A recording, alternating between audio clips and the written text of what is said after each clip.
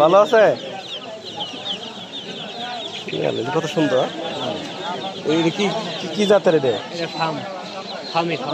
Fermi কি ডিমের জন্য ভালো না এটা আমরা খামার করবো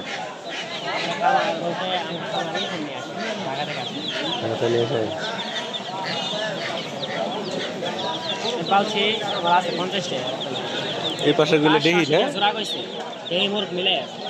কত করে ব্যস্ত আছে